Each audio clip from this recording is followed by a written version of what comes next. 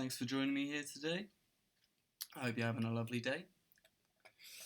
Right, so this is a Psytrance project I'm working on, and this is what my kick and bass sounds like at the moment.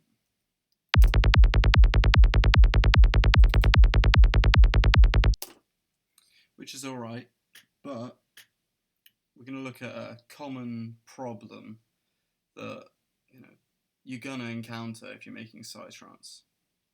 So you want your tail of your kick to be perfectly in phase with your first bass note. This stops any phase cancellation, so you get sort of no phasing issues, and it'll increase the perceived sort of energy of your track. So, right, if we look at the kick on its own,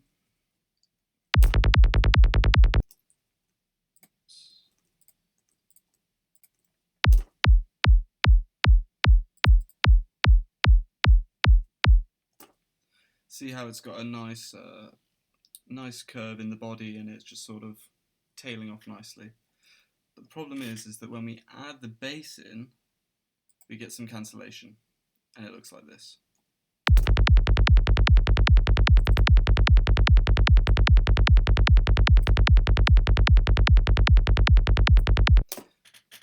Now this is not what you want, but there is a solution. Now a lot of people like to use this. It is about 50 odd quid, and I think it's on sale at the moment actually, and it's really easy to use, so if you want to get it, go and get it. It is amazing. But if you don't want to spend money, what you can do is you can go and get the Melder free bundle,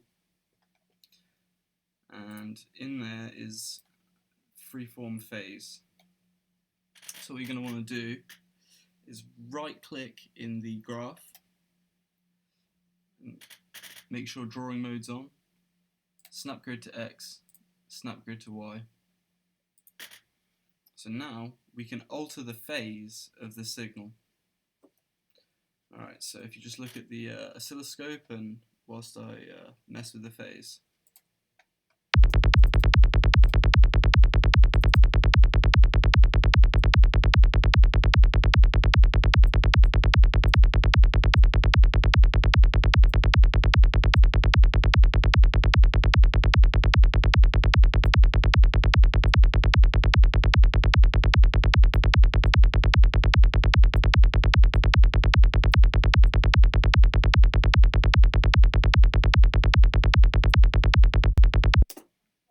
There we go.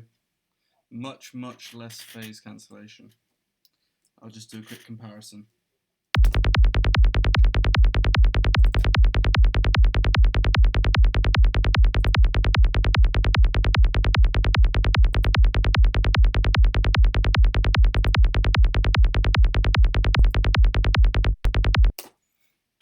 Okay, so that's really very handy and free.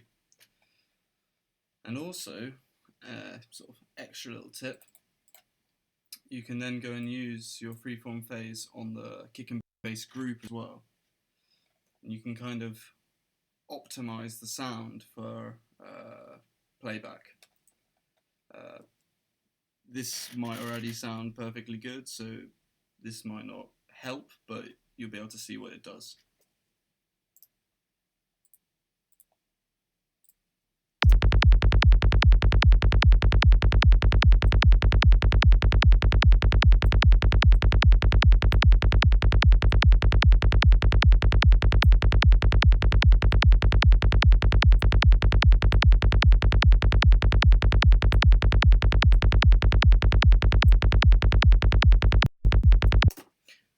So it causes quite a big change in the character.